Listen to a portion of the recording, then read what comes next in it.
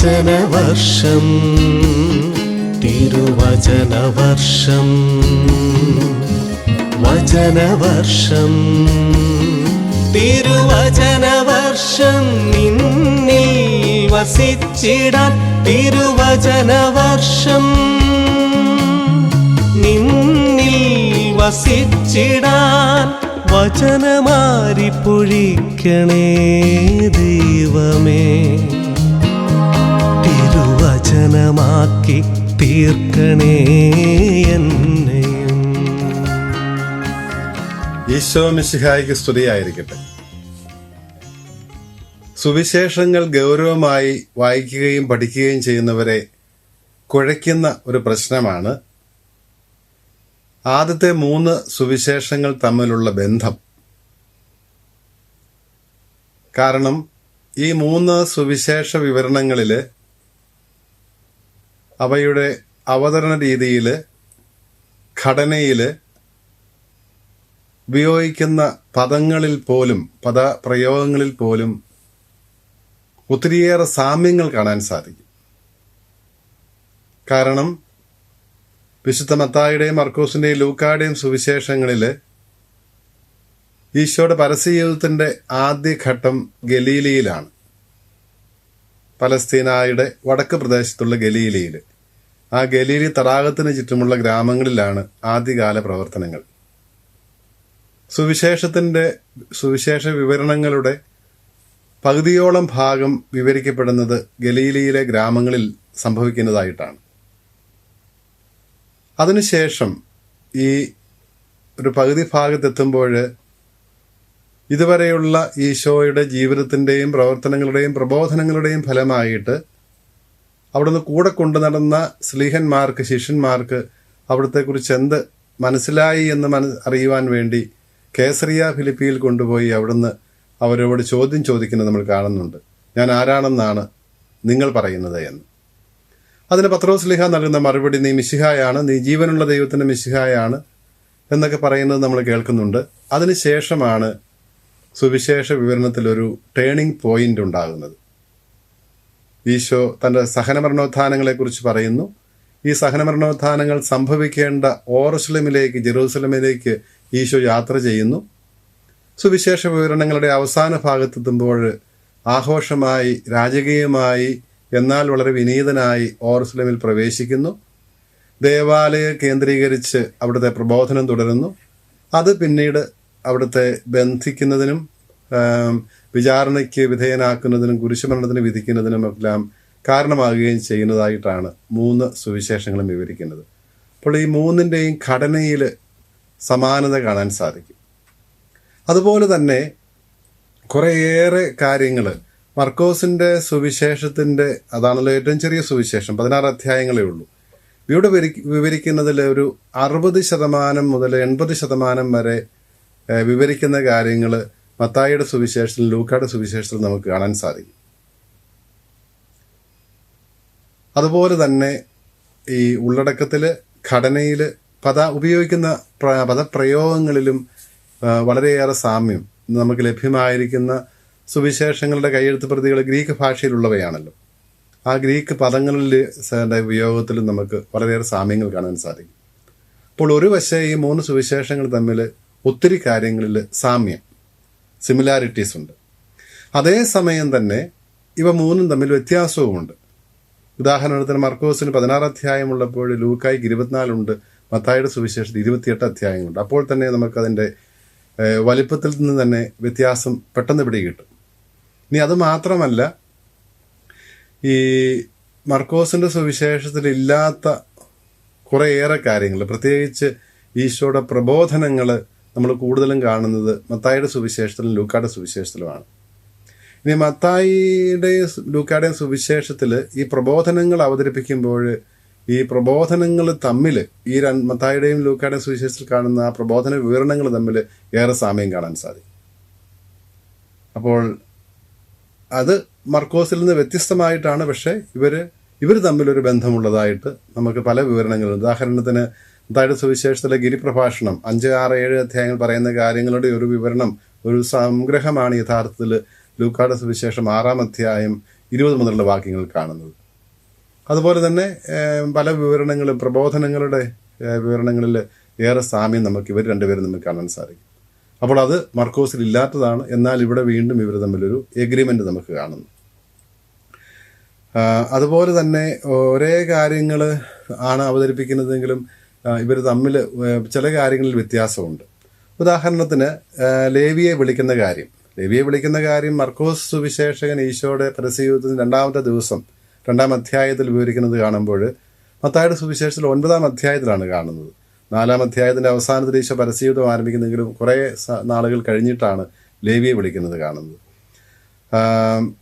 അതുപോലെ നമുക്ക് ഉദാഹരണത്തിന് ഈശോയുടെ സ്വന്തം നാട്ടിൽ ഈശോ തിരസ്കരിക്കപ്പെടുന്നത് അത് വിവരിക്കുന്നത് മർക്കോസ് വിവരിക്കുന്നത് 3-ാം അധ്യായത്തിൻ്റെ ആരംഭത്തിലാണെങ്കിൽ ലൂക്കായുടെ സുവിശേഷത്തിലേക്ക് വരും, അല്ലെങ്കിൽ ലൂക്കായുടെ സുവിശേഷത്തിൽ വരുമ്പോൾ നമ്മളത് പിന്നീട് പരസ്യയുദ്ധത്തിൻ്റെ ആരംഭത്തിൽ തന്നെ കാണുന്നുണ്ട് തിരസ്കരിക്കപ്പെടുന്നതായിട്ട്. 4-ാം അധ്യായത്തിൽ ആണല്ലോ ലൂക്ക പരസ്യയുദ്ധം വിവരണം ആരംഭിക്കുന്നത്. 4-ാം അധ്യായം 16 മുതലുള്ള വാക്യങ്ങളിൽ ആ അധ്യായത്തിൻ്റെ അവസാനത്തെത്തുമ്പോൾ ഈശോ സ്വന്തം നഗരത്തിൽ തിരസ്കരിക്കപ്പെടുന്നത് കാണാം. അപ്പോൾ അങ്ങനെയുള്ള വ്യത്യാസങ്ങൾ വേറൊരു വശയുണ്ട്. അപ്പോൾ ഈ 3 സുവിശേഷങ്ങൾ തമ്മിൽ വളരെയേറെ കാര്യങ്ങളിൽ സാമ്യമുണ്ട്, എന്നാൽ അതേസമയം തന്നെ വളരെയേറെ കാര്യങ്ങളിൽ വ്യത്യാസവുമുണ്ട്. ഈ പരസ്പരമുള്ള ഈ സാദൃശ്യം പല സംശയങ്ങളും നമ്മുടെ മനസ്സിൽ കൊണ്ടുവരാം. ഒന്ന്, ഇവയ്ക്ക് 3നും ഒരു പൊതുവായ ഒരു ഉറവിടമുണ്ടായിരുന്നോ? അതിനെ ആശ്രയിച്ചാണോ 3 പേരും എഴുതുന്നത്? അതുമല്ലെങ്കിൽ ഇതിലേറെങ്കിലും ഒരു സുവിശേഷത്തെ മറ്റു 2 സുവിശേഷന്മാരെ ആശ്രയിക്കുന്നതാണോ? അതുമല്ലെങ്കിൽ സ്വതന്ത്രമായ ഒരു വാചിക പാരമ്പര്യത്തെ ആശ്രയിച്ച് 3 പേരും എഴുതുന്നതാണോ? അപ്പം ഇങ്ങനെയുള്ള സംശയങ്ങൾ വായനക്കാരുടെ ഗൗരവമായിട്ട് വായിക്കുന്നവരുടെ മനസ്സിൽ ഉണ്ടാകാറുണ്ട്. ഇതിനെയാണ് സിനോപ്റ്റിക് പ്രോബ്ലം, സമവീക്ഷണ പ്രശ്നം എന്ന് പറയുന്നത്. ഈ 3 സുവിശേഷം തമ്മിലുള്ള ബന്ധത്തെയാണ്. 4-ാമത്തെ സുവിശേഷത്തിൻ്റെ ഘടനയും ശൈലിയും അവതരണ രീതിയും എല്ലാം വ്യത്യസ്തമാണല്ലോ. ഈ ആദ്യത്തെ അല്ലെങ്കിൽ 4-ാം സുവിശേഷത്തിൽ കാണുന്ന പല കാര്യങ്ങളും തന്നെ നമ്മൾ ആദ്യത്തെ സുവിശേഷങ്ങളിൽ ഒരിടത്തും തന്നെ കാണുന്നില്ല. ഈശോ ചെയ്ത അടയാളങ്ങൾ, അത്ഭുതങ്ങൾ തന്നെയാണേലും അപ്പം വർദ്ധിപ്പിക്കുന്നത്, കടൽ മീൻ നടക്കുന്നത് ഒഴിച്ച് ബാക്കി യോഹന്നാൻ വിവരിക്കുന്ന ഒരു അത്ഭുതവും മറ്റു സുവിശേഷങ്ങളും നമ്മൾ കാണുന്നില്ല. അതുപോലെ തന്നെ യോഹന്നാന്റെ സുവിശേഷത്തിലുള്ള ആ ദൈവശാസ്ത്രപരമായ വിശദീകരണങ്ങൾ, നീണ്ട പ്രഭാഷണങ്ങൾ, 6-ാം അധ്യായത്തിലെ പരിശുദ്ധ കുർബാനയെക്കുറിച്ചുള്ള പ്രഭാഷണം നമ്മൾ സമവീക്ഷണ സുവിശേഷങ്ങളിൽ ഒരിടത്തും കാണുന്നില്ല.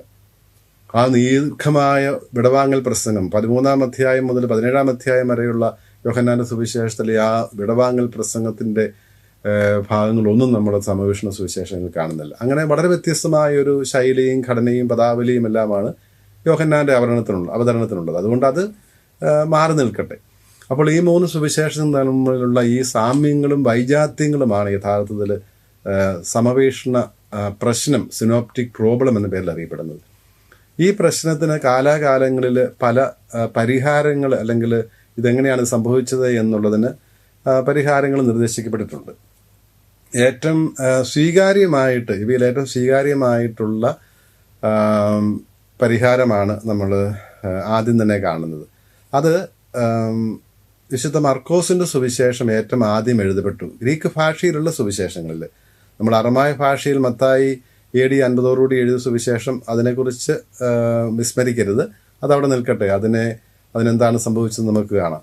അപ്പോൾ മർക്കോസാണ് ഗ്രീക്ക് ഭാഷയിലുള്ള സുവിശേഷങ്ങളിൽ ഏറ്റവും ആദ്യത്തത് എഴുതപ്പെടുന്നത്. മർക്കോസിൻ്റെ വിവരണമാണ്. അത് എഴുതപ്പെടുന്നത് AD 65-നും 70-നും ഇടയ്ക്കുള്ള കാലഘട്ടത്താണ്. പത്രോസിൻ്റെ കാരാഗൃഹത്തിലേക്കുള്ള ബന്ധനവും തുടർന്നുള്ള രക്തസാക്ഷിത്വവുമായെല്ലാം ബന്ധപ്പെട്ടാണ് അത് മർക്കോസ് എഴുതുന്നത് എന്ന് ആദ്യ സഭാചരിത്രകാരനായ യൗസേബിയൂസ് അദ്ദേഹത്തിൻ്റെ എക്ലേസിയാസ്റ്റിക്കൽ ഹിസ്റ്ററി, തിരുസഭാചരിത്രം എന്നുള്ള പുസ്തകത്തിൽ വിവരിക്കുന്നത് നമുക്ക് പരിചിതവുമാണ്. അപ്പോൾ ഈ ഏറ്റവും ആദ്യം എഴുതപ്പെടുന്ന മർക്കോസിൻ്റെ സുവിശേഷം, എന്തുകൊണ്ടാണ് ഇത് ഏറ്റവും ആദ്യം എഴുതപ്പെടുന്നത് പറയുന്നത്? ഈ 3 സുവിശേഷങ്ങളുടെയും കയ്യെഴുത്ത് പ്രതികൾ, ലഭ്യമായ അതിപുരാതന കയ്യെഴുത്ത് പ്രതികൾ തമ്മിൽ താരതമ്യപ്പെടുത്തുമ്പോൾ ഈ 3ൻ്റെയും ഗ്രീക്കിലാണ് എഴുതപ്പെട്ടിരിക്കുന്നതെങ്കിലും ഈ 3 പുസ്തകങ്ങളുടെയും മർക്കോസ്, മത്തായി, മർക്കോസ്, ലൂക്ക, യോഹന്ന, ആദ്യത്തെ 3 സുവിശേഷങ്ങളുടെയും ഗ്രീക്ക് ഭാഷയിൽ ഒരല്പം പുരാതനത്വം കൂടുതലുള്ളത് മർക്കോസിൻ്റെ ഭാഷയ്ക്കാണ്. അപ്പോൾ മർക്കോസിൻ്റേതാണ് അതിൻ്റെ ഭാഷാശൈലി കൊണ്ട്, അതിൻ്റെ അവതരണ രീതി കൊണ്ടെല്ലാം അതിപുരാതനമായിട്ടുള്ളത് മർക്കോസിൻ്റേതാണ് എന്ന് ഗവേഷണ പഠനങ്ങൾ തെളിയിച്ചിട്ടുണ്ട്. മത്തായിയും ലൂക്കായും യഥാർത്ഥത്തിൽ ഈ മർക്കോസിൻ്റെ ഭാഷാ ശൈലിയെ ഒന്ന് മെച്ചപ്പെടുത്തി അവതരിപ്പിക്കുന്നതാണ് നമ്മൾ 70-നും തുടർന്നുള്ള 70-നും 80-നും കാലഘട്ടത്തിൽ AD 70-നും 80-നും കാലഘട്ടത്തിൽ എഴുതുന്ന മത്തായിയും ലൂക്കായും ചെയ്യുന്നത് നമുക്ക് കാണാൻ സാധിക്കും. അതാണ് പൊതുവെയുള്ള ഒരു പണ്ഡിത മതം അതാണ്. അപ്പോൾ എന്താണ് മത്തായിയും ലൂക്കായും ചെയ്തത്? ഇപ്പോൾ ഉണ്ടായിരുന്ന ഈ മർക്കോസിൻ്റെ സുവിശേഷത്തെ ആശ്രയിച്ചുകൊണ്ട് ആ ഘടന സുവിശേഷ വിവരണത്തിന് ജീവചരിത്രം അവതരിപ്പിക്കുന്നതിന്, ഈശോയുടെ ജീവചരിത്രം അവതരിപ്പിക്കുന്നതിന് ഉപകാരപ്രദമെന്ന് അവർക്ക് പരിശുദ്ധാരൂപിയാൽ തന്നെ തോന്നുന്നുണ്ട്. ഇതിൻ്റെ എല്ലാം പിന്നിൽ പ്രവർത്തിക്കുന്നത് റൂഹാദ് കുരിശായാണല്ലോ. മർക്കോസിൻ്റെ രചനയുടെ പിന്നിലുള്ളത് റൂഹാദ് കുരിശ തന്നെയാണ്. അപ്പോൾ ആ റൂഹ തന്നെയാണ് മത്തായിയും ലൂക്കായും പ്രചോദിപ്പിക്കുന്നത് ആ ഘടന തന്നെ സ്വീകരിക്കുവാനായിട്ട്. അപ്പോൾ ആ ഘടന അത് അത്ര പൂർണ്ണമല്ല എന്ന് ലൂക്ക പറയുന്നത്, ആ വിവരണം തന്നെ അത്ര ഓർഡർലി അല്ല, ക്രമമായിട്ടുള്ളതല്ല എന്ന് മർക്കോസിൻ്റെ സുവിശേഷത്തെക്കുറിച്ച് കൂടി ആകണമല്ലോ ലൂക്ക തൻ്റെ ആമുഖത്തിൽ പറയുന്നത് തെയോഫിലസിനോട്. അപ്പം അതുകൊണ്ട് ഒരല്പം കൂടി ക്രമാനുഗതമായിട്ട് എഴുതാനായിട്ട്, അല്പം കൂടി വിശദമായിട്ട് എഴുതാനായിട്ട് മത്തായിയും ലൂക്കായും തീരുമാനിക്കുമ്പോൾ ഇവർ ചെയ്യുന്നത് എന്താണ്? പാശ്ചാത്യ ലോകത്തുള്ള പണ്ഡിതർ പറയും ഈ മത്തായിയും ലൂക്കായും തമ്മിലുള്ള പരസ്പരം മാർക്കോസിൽ നിന്ന് വ്യത്യസ്തമായിട്ട് മത്തായിയും ലൂക്കായും എഗ്രി ചെയ്യുന്ന ആ ഭാഗങ്ങൾ ഇവർ വേറൊരു ഉറവിടത്തിൽ നിന്ന്, ഈശോയുടെ പ്രബോധന സമാഹാരം എന്ന് അവർ വിശേഷിപ്പിക്കുന്ന ഒരു ക്യൂ സോഴ്സ്, ആ ക്യൂ എന്ന വാക്ക് ഒരു ജർമ്മൻ പദത്തിൻ്റെ ക്വെല്ലെ എന്നുള്ള QUELLE എന്നുള്ള ക്വെല്ലെ എന്നുള്ള ജർമ്മൻ പദത്തിൻ്റെ ആദ്യത്തെ അക്ഷരമാണ് ക്യൂ. അപ്പോൾ ആ ഉറവിടത്തെ, അതൊരു ഹൈപ്പോത്തറ്റിക്കൽ ഡോക്യുമെൻ്റാണ്. അങ്ങനെ ഒരു ഉറവിടമില്ല, അങ്ങനെ കണ്ടെത്തിയിട്ടില്ല, അങ്ങനെ ഉണ്ടായിരുന്നിരിക്കാമെന്ന് പണ്ഡിതർ അഭിപ്രായപ്പെടുന്നെന്ന് മാത്രമേ ഉള്ളൂ. അപ്പോൾ ഈ ഒരു ക്യൂ സോഴ്സിൽ നിന്ന്, അതായത് ഈശോയുടെ പ്രബോധനങ്ങളുടെ സമാഹാരമായിരുന്ന, അല്ലാതെ ഈ രണ്ട് സുവിശേഷങ്ങൾ തമ്മിൽ എഗ്രി ചെയ്യുന്ന ആ ഭാഗങ്ങൾ മാത്രമുള്ള ഈശോയുടെ ഡിസ്കോഴ്സസിൻ്റെ, പ്രഭാഷണങ്ങളുടെ ഒരു സമാഹാരം ഉണ്ടായിരുന്നുവെന്നും ആ സമാഹാരത്തെ ആശ്രയിച്ചാണ് ഇൻഡിപെൻഡൻ്റ് ആയിട്ട് തന്നെ, സ്വതന്ത്രമായിട്ട് തന്നെ മത്തായിയും ലൂക്കായും ഈ മർക്കോസിൻ്റെ ഘടനയെ സ്വീകരിച്ചുകൊണ്ട്, ബേസിക്കായിട്ട് മർക്കോസിൻ്റെ ആ ഘടനയെയും വിവരണങ്ങളെയും സ്വീകരിച്ചുകൊണ്ട് ഈ ക്യൂവിൽ നിന്ന് കിട്ടിയ, ഈ പ്രഭാഷണ സമാഹാരത്തിൽ നിന്ന് കിട്ടിയ കാര്യങ്ങൾ അവരുടെ സാഹചര്യത്തിനും സമൂഹത്തിനും അനുസരിച്ച് വിശദീകരിക്കുകയാണ് മത്തായിയും ലൂക്കായും ചെയ്യുന്നത്. സാഹചര്യം എന്ന് പറയുമ്പോൾ മത്തായി ശ്ലീഹ എഴുതുന്നത് യഹൂദരിൽ നിന്ന് ക്രൈസ്തവരായി തീർന്ന സമൂഹത്തിന് വേണ്ടിയിട്ടാണ്. ലൂക്ക എഴുതുന്നതാകട്ടെ വിജാതീയരിൽ നിന്ന്, ജനതകളിൽ നിന്ന് വിശ്വാസം സ്വീകരിച്ചിട്ടുള്ളവർക്ക്, തെയോഫിലസിനെ പോലെയുള്ളവർക്ക് വേണ്ടിയിട്ടാണെന്ന് നമുക്കറിയാം. അപ്പോൾ ആ വ്യത്യസ്തമായ ഓഡിയൻസിൻ്റെ പശ്ചാത്തലവും ഇതിൻ്റെ അവതരണത്തിൽ വ്യത്യാസം വരുത്തിയിരിക്കുന്നു എന്നുള്ളതാണ്. ഇവിടെ ഈ ക്യൂ എന്ന് പറയുന്നത് ഒരു ഹൈപ്പോത്തറ്റിക്കൽ ഡോക്യുമെൻ്റാണ്. അങ്ങനെ ഒരു ഡോക്യുമെൻ്റ്, ഒരു ശേഖരം ഇതുവരെ കണ്ടെത്തിയിട്ടില്ല. അപ്പോൾ ഈ ക്യൂ എന്ന് പാശ്ചാത്യ പണ്ഡിതർ പറയുന്നതിന് അല്പം കൂടി നമുക്ക് വിശ്വസനീയമായിട്ടുള്ള ഒരു കാര്യം നമ്മൾ അറമായ സുവിശേഷത്തെക്കുറിച്ച് പറഞ്ഞിരുന്നതാണ്. 2-ാം നൂറ്റാണ്ടിൽ തന്നെ ഹീറാപോളിസിലെ മെത്രാനായിരുന്ന പപ്പിയാസ് ഇങ്ങനെ മത്തായി ശ്ലീഹ ഈശോ സംസാരിച്ചിരുന്ന ഭാഷയിൽ, അതായത് ഹെബ്രായ ഡയലക്റ്റിൽ എന്ന് പറഞ്ഞാൽ അറമായ ഭാഷയിൽ, അറമായ സുറിയാനി ഭാഷയിൽ AD 50 തന്നെ ഈശോയുടെ പ്രഭാഷണങ്ങൾ, logia, the teachings of Jesus, the sayings of Jesus collect ചെയ്തിരുന്നു എന്ന് പപ്പിയാസ് പറയുന്നത് യൗസേബിയൂസ് അദ്ദേഹത്തിൻ്റെ സഭാചരിത്രത്തിൻ്റെ 3-ാം പുസ്തകം 39-ാം അധ്യായം 6-ാമത്തെ പാരഗ്രാഫിൽ പറയുന്നുണ്ട്. അപ്പോൾ പപ്പിയാസ് ഈ പറയുന്നത്, അദ്ദേഹം 2-ാം നൂറ്റാണ്ടിൽ ജീവിച്ചിരുന്ന മെത്രാനാണ്, ഹീറാപോളിസിലെ മെത്രാനാണ്.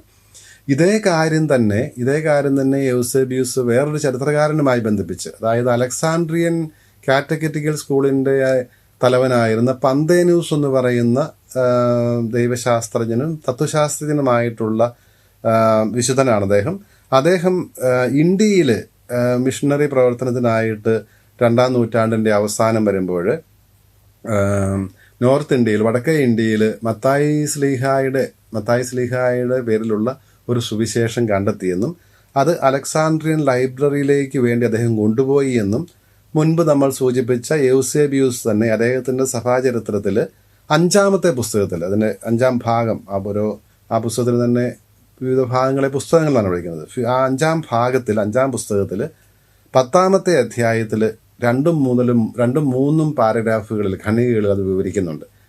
പന്തേനൂസിൻ്റെ ആഗമനത്തെക്കുറിച്ചും ഒരു ക്രിസ്ത്യൻ മിഷണറി ആയിട്ട് അലക്സാണ്ട്രിയയിൽ നിന്ന് വരുന്നതാണ് എന്നും അദ്ദേഹം അലക്സാണ്ട്രിയയിലെ കാറ്റഗറ്റിക്കൽ സ്കൂളിൻ്റെ തലവനായിരുന്നുവെന്നും അദ്ദേഹം ഇത്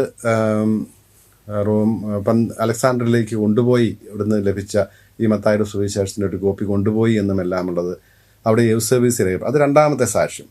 മൂന്നാമത് സഭാപിതാവായ ജെറോം 4-ാം നൂറ്റാണ്ടിലാണല്ലോ അദ്ദേഹം ജീവിച്ചിരിക്കുന്നത്. അദ്ദേഹം ഇത് ഓൺ ഇല്ലസ്ട്രിയസ് മെൻ, പ്രഗത്ഭരായ ചില വ്യക്തികളെക്കുറിച്ച് ദ വീരിസ് ഇല്ലുസ്ത്രിബൂസ് എന്നുള്ള പുസ്തകത്തിൽ 392 എഴുതുന്നതാണ്. അതിൻ്റെ 3-ാമത്തെ അധ്യായത്തിൽ പറയുന്നുണ്ട്, മത്തായി സ്ലീഹ ഹെബ്രായ ഭാഷയിലൊരു സുവിശേഷം എഴുതിയിരുന്നു, അത് കേസറിയായിലുള്ള ഒരു ലൈബ്രറിയിൽ സൂക്ഷിച്ചിട്ടുണ്ട് എന്നും അതിൻ്റെ ഒരു പരിഭാഷ ജെറോം തന്നെ തയ്യാറാക്കി തൻ്റെ വിവരണങ്ങളിൽ ഉപയോഗിച്ചിട്ടുണ്ട് എന്നുമെല്ലാം ജെറോം പറയുന്നുണ്ട്. അത് ഈ കേസറിയായിലെ ലൈബ്രറിയിൽ സൂക്ഷിക്കുന്ന ഇത് തന്നെ രൂപീകരിക്കപ്പെട്ടത് അല്ലെങ്കിൽ അത് അങ്ങോട്ട് കോപ്പി ചെയ്യപ്പെട്ടത് സിറിയയിലെ ബൊറോയ എന്ന് പറയുന്ന സിറ്റി പട്ടണത്തിൽ നിന്ന് ഉള്ള അവിടെ ഉണ്ടായിരുന്ന നസ്രയൻസിൻ്റെ അനുവാദത്തോടു കൂടി അവർ അനുവദിച്ചതുകൊണ്ട് അതിൻ്റെ ഒരു കോപ്പി എടുത്ത് കേസറിയായിൽ സൂക്ഷിച്ചിരിക്കുന്നതാണെന്നാണ് പറയുന്നത്. ഇവിടെ നമ്മെ സംബന്ധിച്ച്, ഭാരതീയരായ നമ്മെ സംബന്ധിച്ച് നമ്മൾ പ്രധാനപ്പെട്ട കാര്യം ഒന്ന്, ഇത് സിറിയയിലെ നസ്രയൻസ് ഉപയോഗിച്ചിരുന്നു എന്നുള്ളതും അവരിൽ നിന്നാണ് കേസറിയായിൽ ഈ കോപ്പി ഉണ്ടായത്, അതിനെക്കുറിച്ചാണ് ജെറോം പറയുന്നത് എന്നുമൊക്കെ പറയുന്നത് വളരെ പ്രധാനപ്പെട്ട കാര്യമാണ്. കാരണം ഇവിടെയുള്ള ഭാരതത്തിലെ നസ്രാനികൾ, സുറിയാനി പാരമ്പര്യം തന്നെ, സിറിയൻ പാരമ്പര്യം തന്നെയുള്ള ഈ സുറിയാനി പൈതൃകത്തിലുണ്ടായിരുന്ന നസ്രാനികൾ എന്നറിയപ്പെടുന്ന ക്രിസ്ത്യാനികൾ തന്നെ, അവർക്കിടയിൽ ശക്തമായ വിശ്വാസമുണ്ട് തോമാസ് ശ്ലീഹ വന്നപ്പോൾ സുവിശേഷം കൊണ്ടുവന്നുവെന്ന്. AD 50കളുടെ ആരംഭത്തിലാണല്ലോ കേരളത്തിൽ മുസ്സിരീസിലേക്ക് തോമാസ് ശ്ലീഹ വരുന്നത്, രണ്ടാമത്തെ വരവ്.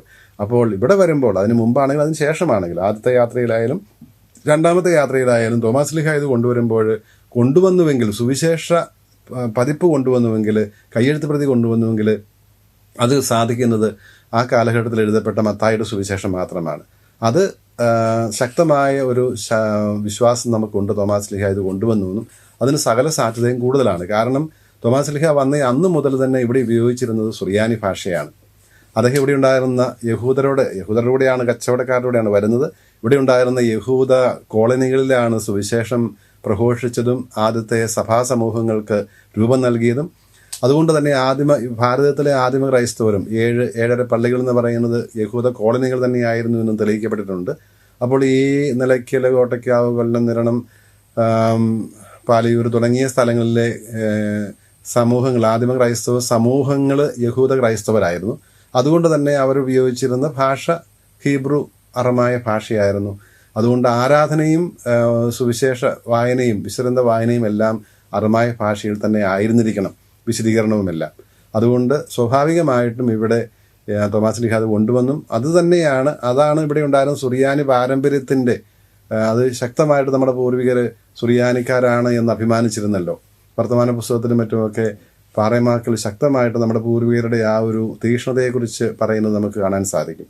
ഞങ്ങൾ സുറിയാനിക്കാരാണ്, സുറിയാനിയിലെ ഞങ്ങൾ പ്രാർത്ഥന ചെയ്യുകയുള്ളൂ, സുറിയാനിയിലെ സുവിശേഷം വായിക്കുകയുള്ളൂ എന്ന് മിഷണറിമാരോടൊക്കെ ധൈര്യപൂർവ്വം പറയുന്നത് തോമാ കത്തനാർ രേഖപ്പെടുത്തുന്നത് വർത്തമാന പുസ്തകത്തിൽ നമ്മൾ വായിക്കുന്നുണ്ട്. അപ്പോൾ അതുകൊണ്ട് പാശ്ചാത്യ പണ്ഡിതർ ക്യൂ എന്ന് പറഞ്ഞ് ഹൈപ്പോത്തറ്റിക്കലായിട്ട് കാണുന്ന, അതായത് അങ്ങനെയൊന്നും ഇല്ല, ഉണ്ടായിരുന്നിരിക്കാമെന്ന് പറയുന്ന ആ ഒരു ഡോക്യുമെൻറ്റിന് അല്പം കൂടി സാധുവായിട്ടുള്ള ഒരു വിശദീകരണം നമ്മുടെ നാട്ടിലുണ്ട്.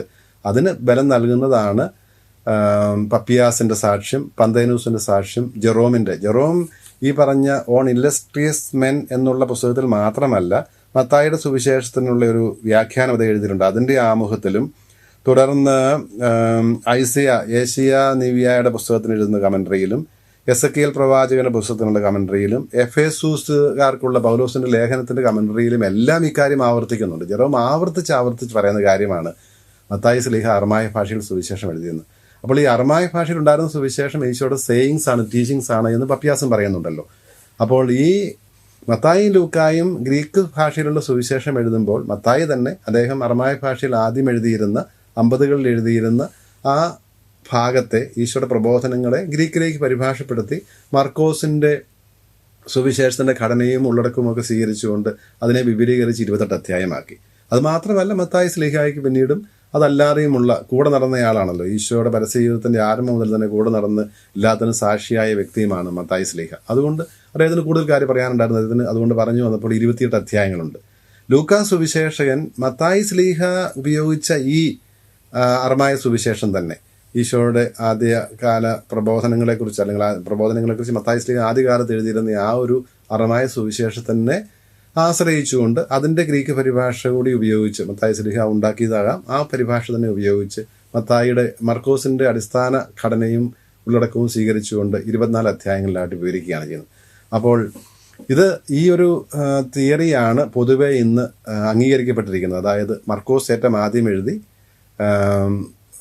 ലൂക്കായും മത്തായും ഒരു പൊതുവായ ഒരു ഉറവിടത്തെ, അതിന് ക്യൂ എന്ന് പാശ്ചാത്യ പണ്ഡിതർ വിളിക്കും.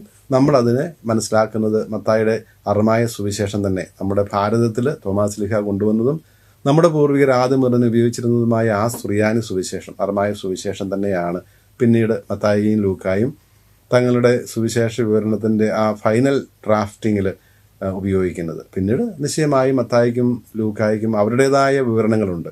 ഇപ്പം മത്തായിയുടെ സുവിശേഷത്തിൽ കാണുന്ന ചില വിവരണങ്ങൾ, ഇപ്പം അന്ത്യവിധിയെക്കുറിച്ചുള്ള വിവരണം നമ്മൾ വേറൊരിടത്തും കാണുന്നില്ല. അല്ലെങ്കിൽ ലൂക്കായുടെ സുവിശേഷത്തിൽ ധൂർത്തപുത്രൻ്റെയും നല്ല ശമറായൻ്റെയും ഉപമ, എമ്മാവൂസിലേക്ക് പോകുന്ന ശിഷ്യന്മാരുടെ അനുഭവം, നായിമിലെ വിധവയുടെ മകനെ ഉയർപ്പിക്കുന്ന സംഭവം, ഇതൊന്നും നമ്മൾ മറ്റ് സുവിശേഷങ്ങൾ കാണുന്നില്ല. അപ്പോൾ ഇവർക്ക് 3 പേർക്കും അല്ലെങ്കിൽ പ്രത്യേകിച്ച് മത്തായിക്കും ലൂക്കായ്ക്കും അവരുടേതായിട്ടുള്ള പാരമ്പര്യങ്ങളും ഉണ്ടായിരുന്നു. മത്തായി സ്ലീഹായ്ക്ക് സ്വന്തമായ മിശിഹാനുഭവത്തിൽ നിന്നുള്ളത്, ലൂക്കായെ സംബന്ധിച്ച് ലൂക്ക ദൃക്സാക്ഷികൾ പലരെയും അവരുമായിട്ടുള്ള സംഭാഷണത്തിൽ നിന്ന്, ബന്ധത്തിൽ നിന്ന്, പരിസ്ഥന്യാമറിയും ഉൾപ്പെടെയുള്ളവരിൽ നിന്ന് കിട്ടിയ വിവരണങ്ങളും ചേർത്താണ് ലൂക്ക എഴുതിയിരിക്കുന്നത്. അപ്പോൾ അതാണ് ഈ സിനോപ്റ്റിക് പ്രോബ്ലത്തിന് പൊതുവെ നൽകുന്ന വിശദീകരണം. അതാണ്. വേറെയും ചില വിശദീകരണങ്ങൾ നൽകാനായിട്ടുള്ള ശ്രമങ്ങൾ എല്ലാ കാലത്തും ഉണ്ടായിട്ടുണ്ട്. ആദ്യകാലത്ത് തന്നെ സഭാപിതാവായ ആഗസ്തിനോസിൻ്റെ അഭിപ്രായത്തിൽ മത്തായി സ്ലീഹായുടെ സുവിശേഷമാണ് ആദ്യം എഴുതപ്പെട്ടത്. മത്തായി സ്ലീഹായുടെ സുവിശേഷമാണ് ആദ്യം എഴുതപ്പെട്ടതെന്ന് നമ്മളും സമ്മതിക്കുന്നുണ്ട്. അത് അറമായ ഭാഷയിലുള്ളതാണ്. പിന്നീട് അതിന് മത്തായി തന്നെ വിവരുത്തിയ വിപുലീകരണമാണല്ലോ 28 അധ്യായങ്ങളുള്ളത്. അപ്പോൾ അത് ആകണം ആഗസ്തിനോസ് ഉദ്ദേശിച്ചതെന്ന് തോന്നുന്നു. എങ്കിലും ഇന്നത്തെ മത്തായിയുടെ സുവിശേഷം 28 അധ്യായങ്ങളുള്ളതാണ് ആദ്യം എഴുതപ്പെട്ടതെന്ന് പാശ്ചാത്യ പണ്ഡിതർ കരുതുന്നു. പിന്നീട് അതിനെ ലൂക്കായ അതിനെ ആശ്രയിച്ചുകൊണ്ട് 24 അധ്യായങ്ങളായിട്ട് വേറൊരു പശ്ചാത്തലത്തിന് വേണ്ടി അത് തയ്യാറാക്കി. അതിൻ്റെ ഒരു സംഗ്രഹമാണ് മർക്കോസ് നൽകുന്നത് എന്നാണുള്ളതാണ്. എന്നായിരുന്നു ആഗസ്തിനോസിൻ്റെ വിശ്വാസം. അതായിരുന്നു. അതുതന്നെയാണ് 18-ാം നൂറ്റാണ്ടിൽ ഗ്രീസ്ബാഹ് എന്ന് പറയുന്ന ഒരു ജർമ്മൻ പണ്ഡിതൻ ഇത് പ്രചാരം നൽകുകയും അങ്ങനെ വിശ്വസിക്കുന്ന ഒരു ചെറിയ മൈനോറിറ്റി ഗ്രൂപ്പ് ഉണ്ട്. മത്തായി സ്ലീഹായുടെയാണ് ആദ്യം എഴുതപ്പെട്ട സുവിശേഷം എന്ന് പറയുന്നത്. പിന്നെ ഫാറർ തിയറി എന്നും പറഞ്ഞൊരെണ്ണമുണ്ട്. അത് പറയുന്നത് മർക്കോസ് ആദ്യം എഴുതി, മത്തായി അതിനെ വിപുലീകരിച്ചു, പിന്നെ ലൂക്ക അതിനെ ഇത് രണ്ടും ഉപയോഗിച്ചുകൊണ്ട്, മർക്കോസും മത്തായിയും ഉപയോഗിച്ചുകൊണ്ട്, ഫാററിൻ്റെ അഭിപ്രായത്തിൽ ഒരു ക്യൂ എന്നൊരു അവർ പറയുന്ന ആ ഒരു ഉറവിടമില്ല. പിന്നെ നാലാമത് ഇത് 3 ഇൻഡിപെൻഡൻ്റ് ആയിട്ടുള്ള, വ്യത്യസ്തമായിട്ടുള്ള, പരസ്പര ബന്ധമൊന്നും ഇല്ലാതെയുള്ള വാചിക പാരമ്പര്യങ്ങളെ ആശ്രയിച്ചുള്ള വിവരണങ്ങളാണ് നൽകുന്നത് എന്നും പറയാറുണ്ട്. ഈ മർക്കോസിൻ്റെ സുവിശേഷം പിന്നെ ക്യൂ എന്നുള്ളത് നമ്മൾ അറമായ സുവിശേഷം എന്ന് കാണുന്നു. അപ്പോൾ 2 സോഴ്സ്, 2 സോഴ്സ് തിയറി എന്ന് പറയും. ഇനി ഇതിനെ തന്നെ 4 സോഴ്സ് തിയറി എന്ന് പറയാറുണ്ട്. കാരണം മർക്കോസ്, പിന്നെ ഈ പൊതു ഉറവിടം, ഈ സെയിങ്സിൻ്റെ കളക്ഷൻ, അത് ക്യൂ ആകട്ടെ, അറമായ സുവിശേഷമാകട്ടെ, പിന്നെ മത്തായിക്ക് മാത്രമുള്ളത്, ലൂക്കായ്ക്ക് മാത്രമുള്ളത്, അങ്ങനെ 4 മർക്കോസ്, പ്രഭാഷണ സമാഹാരങ്ങളുടെ സമാഹാരമായിട്ടുള്ള ക്യൂ അല്ലെങ്കിൽ അറമായ സുവിശേഷം, പിന്നെ മത്തായിയുടെ തനതായിട്ടുള്ള ഉറവിടങ്ങൾ, ലൂക്കായ്ക്ക് തനതായിട്ടുള്ള ഉറവിടങ്ങൾ. അപ്പം 4 അങ്ങനെ ഇതിനെ 4 സോഴ്സ് തിയറി എന്നും പറയാറുണ്ട്. ഒരു കാര്യം കൂടി നമ്മൾ സുവിശേഷ പഠനത്തിൽ ഓർത്തിരിക്കേണ്ടത്, സുവിശേഷ ഗ്രന്ഥങ്ങളെ നമ്മൾ കാണേണ്ടത് ഏറ്റവും ആരംഭത്തിൽ നമ്മൾ പറയുകയുണ്ടായി വിശുദ്ധ മുഴുവൻ്റെയും പശ്ചാത്തലത്തിൽ വേണം. ആ ഒരു കാനൻ്റെ ഇന്ന് പൊതുവെ അംഗീകരിക്കപ്പെട്ടിരിക്കുന്ന, പ്രത്യേകിച്ച് ബെനഡിക്റ്റ് മാർപ്പാപ്പ ജീസസ് ഓഫ് നസ്രത്ത് എന്നുള്ള പുസ്തകത്തിൽ അവലംബിച്ചിരിക്കുന്നതും അദ്ദേഹം എന്നും പഠിപ്പിച്ചിട്ടുള്ളതുമായ കാര്യം, ചരിത്ര ഗവേഷണ പഠനങ്ങൾ, വിമർശന രീതികളെല്ലാം ഉപയോഗിക്കണം. അതായത് കാരണം നമുക്ക് കിട്ടിയിരിക്കുന്ന ആ ടെക്സ്റ്റ്, കൈമാറി കിട്ടിയിരിക്കുന്ന ദൈവനിവേശനത്താൽ രചിക്കപ്പെട്ട് കൈമാറി ഇതുവരെ പരമ്പരാഗതമായി കൈമാറി കിട്ടിയിരിക്കുന്ന ആ ടെക്സ്റ്റാണ് പ്രധാനപ്പെട്ടത്. അത് ശരിക്കും പഠിക്കണം. അവിടെ പറയുന്ന ഈ ഗ്രന്ഥകാരനിലൂടെ ദൈവ റൂഹാദ് കുരിശ എന്താണോ നമ്മുടെ രക്ഷയ്ക്ക് വേണ്ടി ഉദ്ദേശിച്ചത്, എന്താണോ അവർ രേഖപ്പെടുത്തിയിരിക്കുന്നത്, ആ കാര്യം നമ്മൾ പഠിക്കണം. ആ എഴുതിയിരിക്കുന്നതിൻ്റെ ഭാഷ പഠിക്കണം, അതിൻ്റെ മൂലഭാഷയിൽ തന്നെ പഠിക്കണം, അതിൻ്റെ സാഹിത്യ രൂപങ്ങൾ പഠിക്കണം, അതിൻ്റെ പശ്ചാത്തലം പഠിക്കണം, സാമൂഹിക രാഷ്ട്രീയ മതപരമായ പശ്ചാത്തലങ്ങൾ എഴുതപ്പെട്ട സമൂഹത്തിൻ്റെ പശ്ചാത്തലം പഠിക്കണം. ഇതെല്ലാമാണ് യഥാർത്ഥത്തിൽ ഹിസ്റ്റോറിക്കൽ ക്രിട്ടിക്കൽ മെത്തേഡിൽ ചരിത്ര വിമർശന പഠനത്തിൽ ഗവേഷണത്തിൽ നടക്കുന്നതാണ്. ഇത് ആവശ്യമാണ്. കാരണം നമ്മുടെ വിശ്വാസം റീസണബിൾ ആണ്. റീസണും ഫെയ്ത്തും ഒന്നിച്ചു പോകുന്നതാണ്. ഒരേ ആത്മാവിൻ്റെ രണ്ട് ചിറകുകളെന്നാണല്ലോ വിശുദ്ധനായ ജോൺ പോൾ മാർപ്പാപ്പ ഈ റീസണെയും ഫെയ്ത്തിനെയും വിശേഷിപ്പിക്കുന്നത്. അപ്പോൾ അതുകൊണ്ട് നമ്മുടെ വിശ്വാസം റീസണബിൾ ആണ്, അതിന് വിശ്വസനീയതയുള്ളത്, അതിന് റീസൺ ഉള്ളതുകൊണ്ടാണ്, അതിന് കാര്യകാരണ സഹിതം നമുക്ക് അതിന് ഉത്തരവുണ്ട്. അപ്പോൾ അതുകൊണ്ട് അത് പഠിക്കേണ്ടതുണ്ട്. അതോടൊപ്പം തന്നെ ഈ ഹിസ്റ്റോറിക്കൽ ക്രിട്ടിക്കൽ മെത്തേഡിന് പ്രാധാന്യം കൊടുക്കുമ്പോൾ തന്നെ അവിടെ കൊണ്ട് നിർത്തരുത്, മറിച്ച് ഇതിനെ ഈ രക്ഷാകര പദ്ധതി മുഴുവൻ്റെയും വിവരണമായിട്ടുള്ള ദൈവിക ഗ്രന്ഥമായിട്ട് ഇതിനെ കാണണം.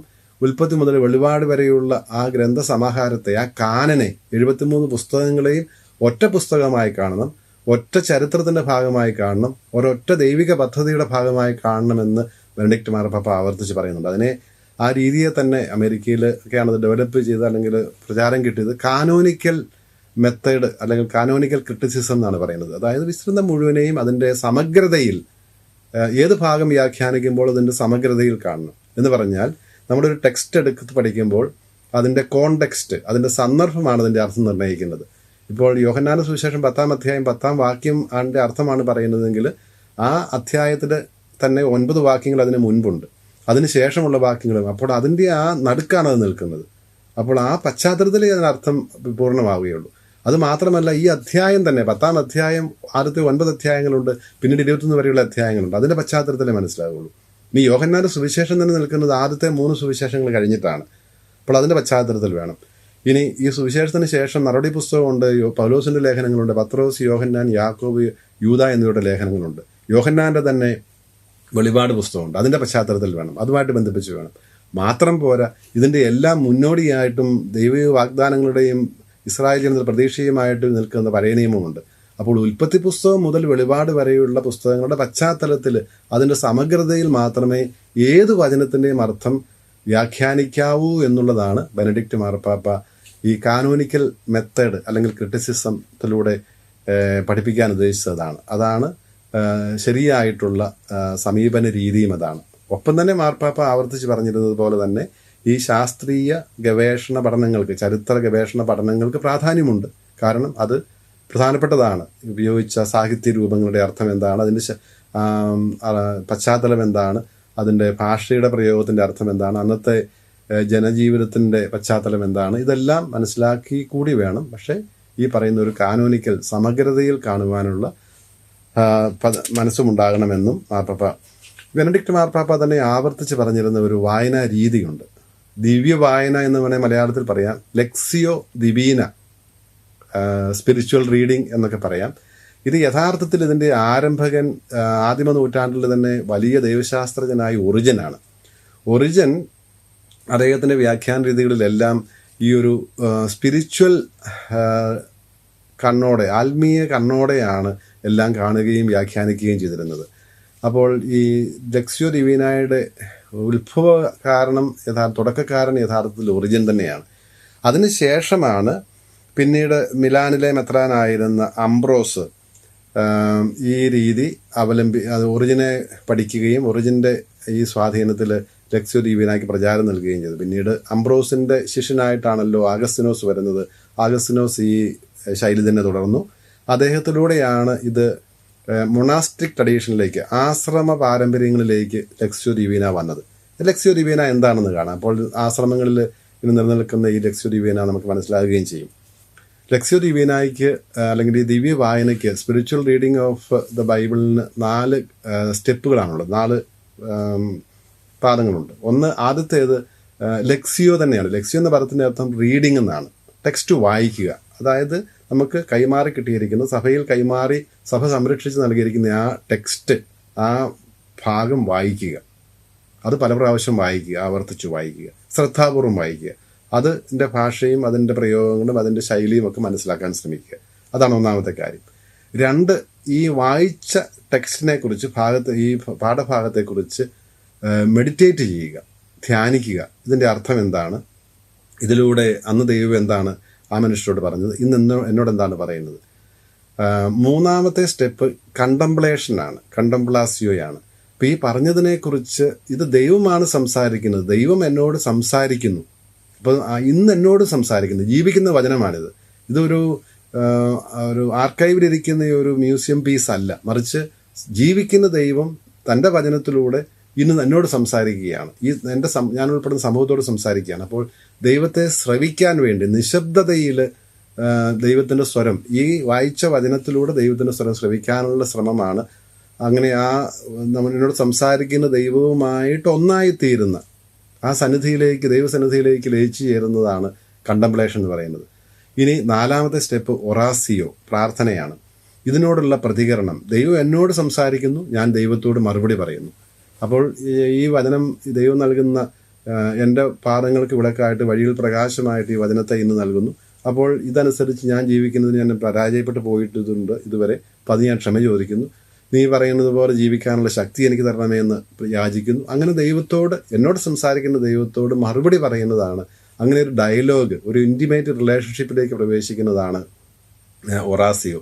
അപ്പോൾ ലെക്സിയോ, മെഡിറ്റാസിയോ, കണ്ടംപ്ലാസിയോ, ഒറാസിയോ. ചിലർ ആക്സിയോ എന്നുകൂടി ഒരു സ്റ്റെപ്പ് കൂടി പറയാറുണ്ട്. ഇത് ഇവിടെ കൊണ്ട് നിന്നാൽ പോരാ. ഇതിന് ശേഷം ഈ വായനയും ധ്യാനവും ഈ പ്രാർത്ഥനയും എല്ലാം കഴിഞ്ഞ് പുറത്തിറങ്ങുമ്പോൾ നമ്മുടെ പ്രവർത്തനങ്ങളിൽ ഇത് പ്രതിഫലിക്കണം എന്നുകൂടി പറയാറുണ്ട്. അപ്പോൾ ഇതിനെക്കുറിച്ച് വത്തിക്കാൻ കൗൺസിലിന് തന്നെ ദൈവവചനത്തെക്കുറിച്ചുള്ള കോൺസ്റ്റിറ്റ്യൂഷനിലെ 25-ാമത്തെ നമ്പറിൽ പറയുന്നുണ്ട്, ഒരു പുതിയൊരു സ്പിരിച്വൽ സ്പ്രിംഗ് ടൈം ഇത് നൽകുമെന്നാണ്. ഒരു ആത്മീയ വസന്തത്തിന് ഈ ലെക്സിയോ ദിവീന, ദിവ്യവായന കാരണമാകുമെന്നാണ്. തുടർന്ന് വെർബം ഡോമിനി എന്നുള്ള ബെനഡിക്റ്റ് മാർപ്പാപ്പ തന്നെ പുറപ്പെടുവിച്ച 2010 പുറപ്പെടുവിച്ച പോസ്റ്റ് സിനഡൽ അപ്പസ്റ്റോലിക് എക്സോർട്ടേഷനിൽ 2010 അതിനകത്തൊരു ദീർഘമായ ഭാഗം ഈ ദിവ്യവായനയെക്കുറിച്ചുണ്ട്. ദിവ്യവായനയെക്കുറിച്ച് അറിയാൻ ആഗ്രഹിക്കുന്നവർക്ക് ബെനഡിക്റ്റ് മാർപ്പാപ്പായുടെ വെർബം ഡോമിനി 2010 ഇറക്കിയ ഒരു ശ്ലൈഹിക പ്രബോധനം കണ്ടാൽ മതി. ഈ പറഞ്ഞ കാര്യങ്ങളുടെ വിശദമായിട്ടുള്ള വിവരണം അവിടെയുണ്ട്. ഇങ്ങനെ നമുക്ക് സുവിശേഷമായ ഈശോയെ കൂടുതൽ അറിയുന്നതിന് സുവിശേഷ പഠനം നമ്മെ സഹായിക്കട്ടെ. അറിവ് മാത്രമല്ല, ആ അറിവ് ഒരു അനുഭവത്തിൻ്റെ തലത്തിലേക്ക് വരാനും ഈശോയെ സ്നേഹിക്കാനും ഈശോയുമായുള്ള ആ വ്യക്തിബന്ധത്തിൽ ആഴപ്പെടാനും അങ്ങനെ അനുഭവിച്ചറിയുന്ന ഈശോയെ നമ്മുടെ വാക്കുകളിലൂടെയും പ്രവൃത്തികളിലൂടെയും ജീവിതത്തിലൂടെ തന്നെയും മറ്റുള്ളവർക്ക് കാണിച്ചു കൊടുക്കുവാനും നമ്മുടെ ഈ സുവിശേഷ പഠനം നമ്മെ സഹായിക്കട്ടെ. ദൈവം അനുഗ്രഹിക്കട്ടെ.